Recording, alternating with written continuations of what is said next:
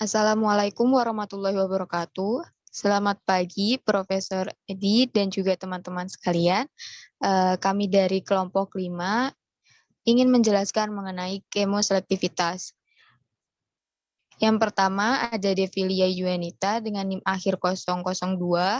Yang selanjutnya ada Karin Maharani dengan NIM akhir 010 dan ada Anggita dengan NIM akhir 018. Materi selanjutnya akan dijelaskan oleh teman saya, Devilia Yuanita.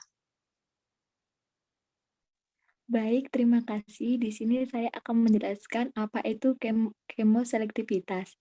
Kemoselektivitas adalah memilih untuk dapat mereaksikan salah satu gugus fungsional dari dua gugus yang berada pada satu molekul. Dalam sintesis, masalah kemoselektivitas sering kali ditemukan. Misalnya, molekul yang akan direaksikan mengandung dua gugus fungsi yang reaktif, padahal kita hanya ingin salah satu dari kedua gugus fungsi tersebut yang bereaksi. Nah, kemoselektivitas berfokus pada gugus fungsi mana yang akan direaksikan. Ketika kita akan memilih gugus fungsi A, maka gugus fungsi B dibuat tidak bereaksi. Next.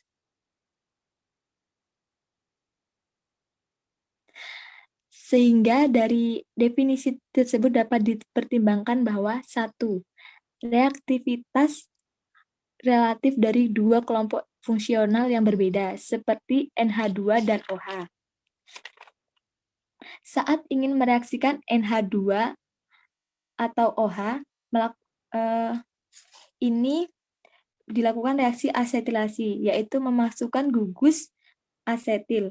Maka ada terjadi dua kemungkinan, yaitu gugus asetil ini akan masuk di NH2 atau akan masuk ke OH. Yang kedua, reaksi salah satu dari dua kelompok fungsional yang identik. Nah, jika suatu senyawa memiliki dua gugus yang sama, maka ketika direaksikan dengan basa, jadi senyawa tersebut akan masuk ke salah satu dari gugus yang lebih reaktif. Yang ketiga, reaksi suatu kelompok bila suatu kelompok dapat bereaksi kembali, seperti sintesis tiol. Next.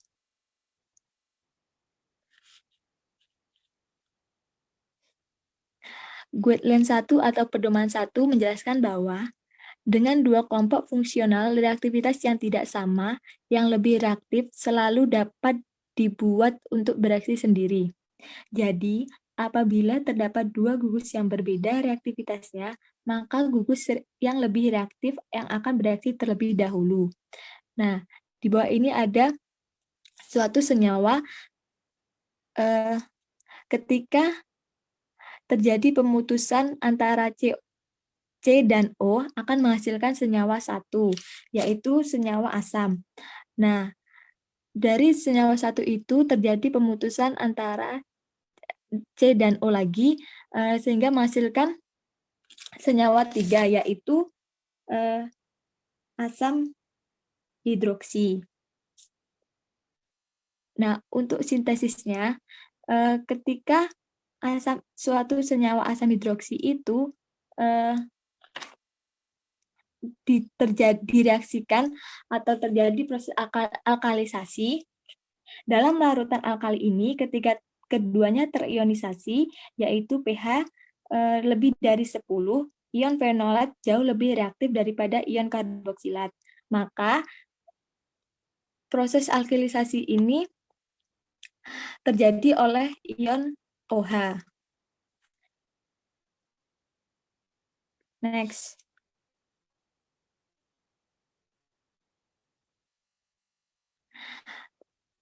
Parasetamol adalah amida sederhana dan harus tersedia dengan asetilasi para aminofenol. Di sini kami ingin menjaga agar fenol tidak terikat sehingga NH2 akan lebih reaktif daripada OH. NH3 lebih nukleofilik daripada air tetapi kurang dari OH-. Nah, di sini ada senyawa 4, itu yaitu paracetamol. Itu terjadi pemutusan ikatan pada C dengan N, sehingga NH ini akan menjadi NH2. Setelah itu, di FGA yaitu merubah gugus fungsi menjadi yang lain untuk memungkinkan terjadinya diskoneksi. Jadi itu terjadi pemutusan CN. Nah, maka dari itu senyawa yang lebih NH2 punya sifat nukleofilik lebih besar dibanding OH, sehingga lebih dulu menyerang atom C yang bermuatan positif dari gugus tersebut. Sintesisnya yaitu dari senyawa itu disintesis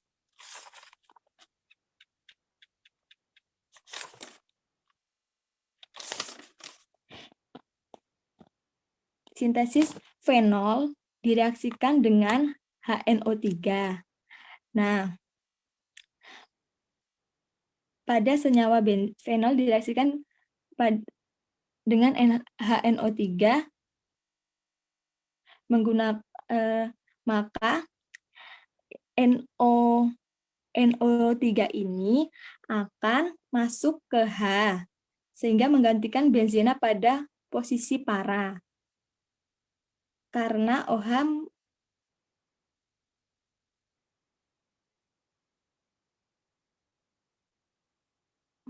setelah itu dilakukan reaksi reduksi NO2 karena NO2 lebih reaktif ya, dengan H2 dan PD akan menghasilkan senyawa tersebut.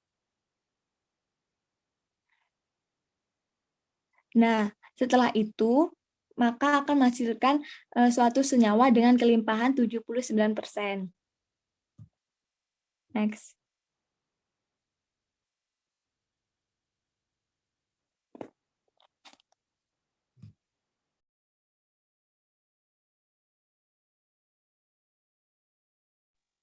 Yang selanjutnya adalah guideline 2.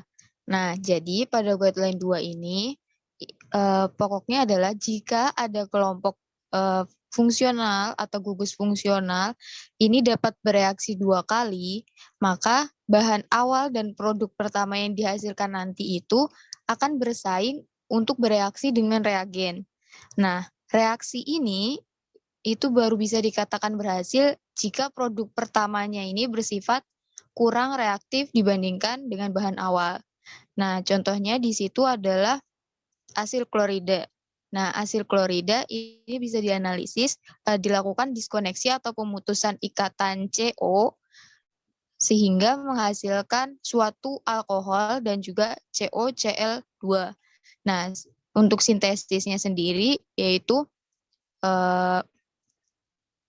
fenil metanol atau alkohol yang tadi diperoleh itu direaksikan dengan COCl2 sehingga akan menghasilkan produk yang senyawa nomor 5 yang asil klorida. Nah, senyawa ini bisa dikatakan berhasil karena senyawa 5 ini kurang reaktif karena dia dipengaruhi oleh konjugasi. Next. Yang selanjutnya adalah guideline 3. Pada guideline 3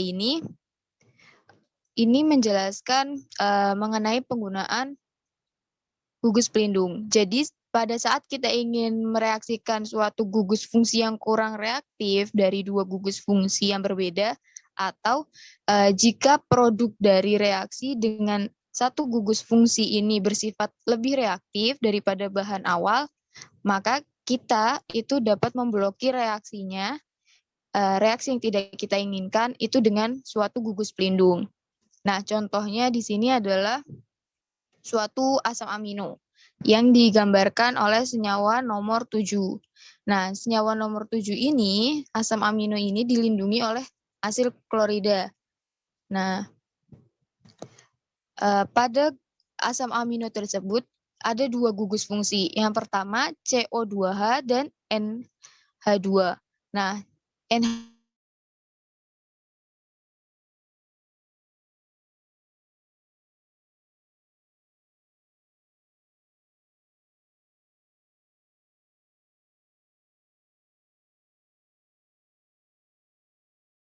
nomor 8 atau produknya itu sifatnya kurang reaktif dibandingkan dengan senyawa nomor 5 karena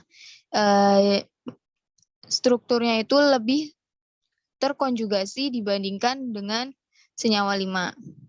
Nah, yang selanjutnya ada contoh sintesis tiol. Nah, sintesis tiol ini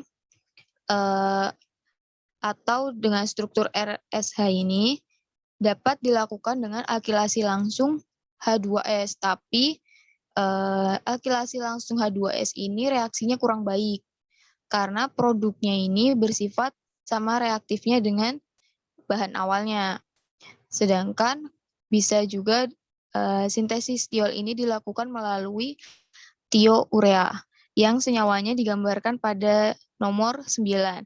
Nah, tiourea ini itu dapat direaksikan dengan haloalkana menghasilkan garam uronium atau yang senyawanya di nomor 10. Nah, ini garam tiouronium ini tidak dapat bereaksi lebih lanjut dan juga lebih mudah terhidrolisis menjadi tiol. Yang selanjutnya ini adalah sintesis kaptodiamin.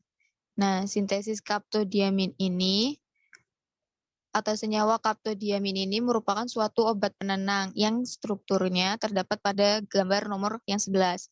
Nah, pada analisis sintesis kaptodiamin dapat dilakukan dengan cara pemutusan ikatan C dengan S sehingga menghasilkan suatu tiol. Nah, analisis lebih lanjut, senyawa tiolnya ini dapat dibuat dengan metode tiourea dengan halida.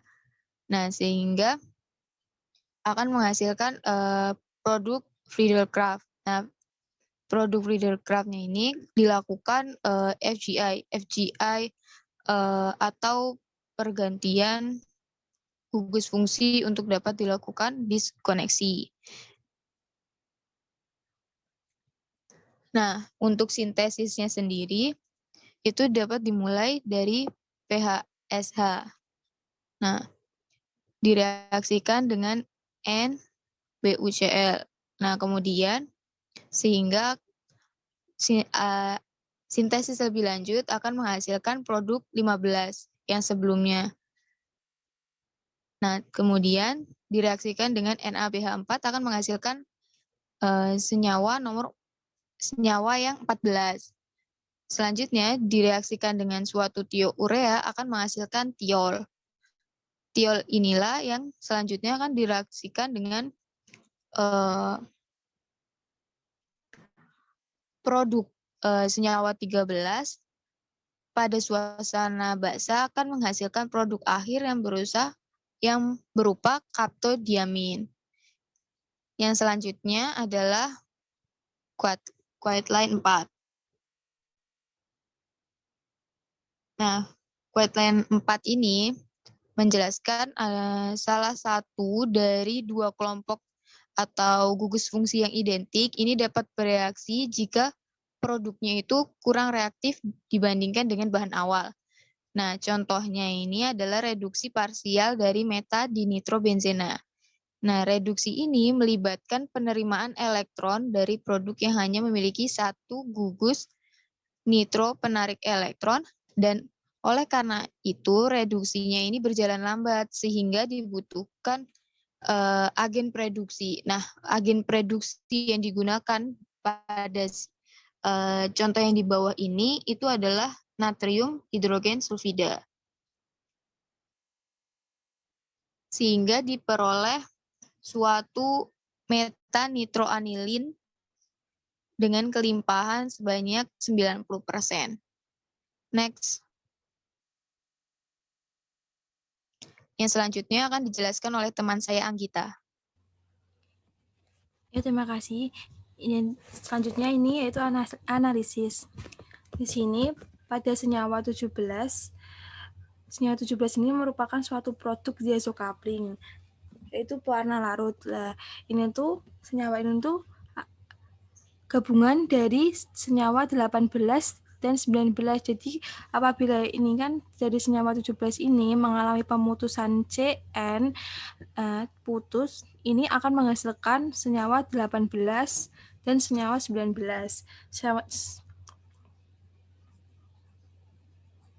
Setelah itu dari senyawa 18 ini mengalami pemutusan CS akan membentuk senyawa 20 yang bernama beta naftol. Dari senyawa 19 ini mengalami pemutusan ikatan NN menghasilkan senyawa 16 yang pada di slide sebelumnya itu. Nah, selanjutnya sintesis. Nah, dari senyawa 20 ini beta naftol ini ketika direaksikan dengan H2SO4 akan menghasilkan akan balik lagi ke menghasilkan senyawa ini, produk ini di senyawa 18 ini. Dan pada ini senyawa 16 ketika direaksikan dengan HNO2 akan menghasilkan balik lagi ke produk di senyawa 19 ini. Dari hasil kedua tadi akan menghasilkan satu produk akhir berupa senyawa 17. Selanjutnya guideline 5.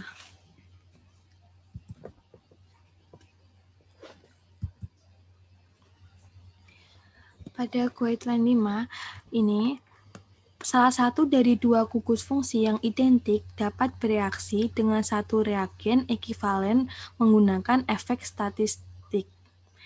Kedua grup harus identik dan harus dipisahkan satu sama lain. Senyawa diol dapat dimonoalkilasi dengan menggunakan satu ekuivalen natrium dalam silen untuk menghasilkan sebagian besar monoanion. Meskipun ini akan berada dalam kesetimbangan dengan dianion dan menambahkan alkil halida, memberikan hasil yang dapat diterima dari hidroksi eter yang digunakan dalam sintesis vitamin E. Nah, di sini ya, ini contohnya. Ini kan ada senyawa diol. Nah, senyawa diol ini kan terdiri dari dua gugus fungsi yang identik. Ya. Ini OH-OH.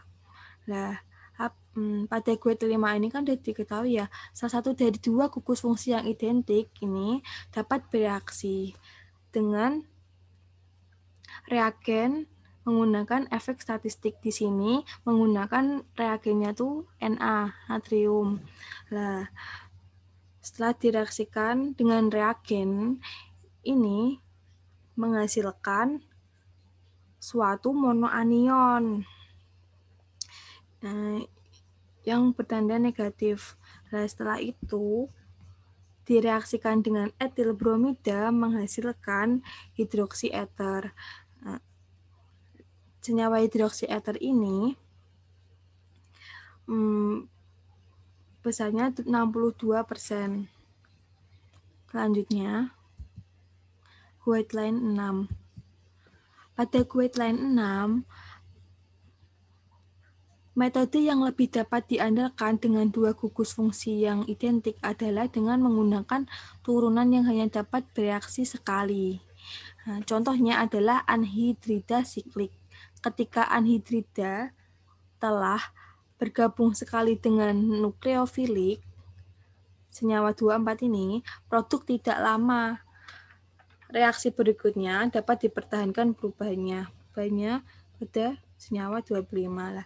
Ini di sini ini namanya bikarboksil ya, bereaksi dengan AC2O. AC2O ini adalah anhidrida menghasilkan anhidrida siklik. Saat bereaksi dengan metanol akan terjadi pemecahan. Nah, ketika bereaksi dengan ini kan mengalami pemecahan. Nah, di sini ini kan tadi kan ini anhidra siklik. Nah, bereaksi dengan MeOH. Nah, Me-nya ini tuh dia di sini bergabung di sini dan OH-nya di sini. Nah, menghasilkan senyawa 24 ini. Nah, selanjutnya saat bereaksi dengan SOCl2 ini hanya bisa bereaksi adalah CO2H. Ini karena pada metoksi ini gugus perginya tuh jelek dan H ini tuh lebih mudah disingkirkan sehingga dapat menghasilkan ini dapat berubah menjadi ini. Nah, sehingga pada saat senyawa 24 ini direaksikan dengan SOCl2 menghasilkan senyawa ini 25 ini. Selanjutnya, guideline 7. Pada guideline 7, ketika dua gugus mirip tapi tidak identik sebagaimana pada senyawa 27 dan 28, hindari upaya untuk membuat hanya satu dari mereka yang bereaksi. Maksudnya itu apabila jika ada dua gugus mirip, dua gugus ini OH ini mirip tapi tidak identik, itu hindari upaya untuk membuat satu dari mereka yang bereaksi. Kalau misalnya hanya dipaksakan hanya satu yang bereaksi, ini tidak akan tidak dapat bereaksi. Ini dapat dilihat dari ini gambar senyawa di bawah ini ya. Selanjutnya saya kembalikan ke moderator.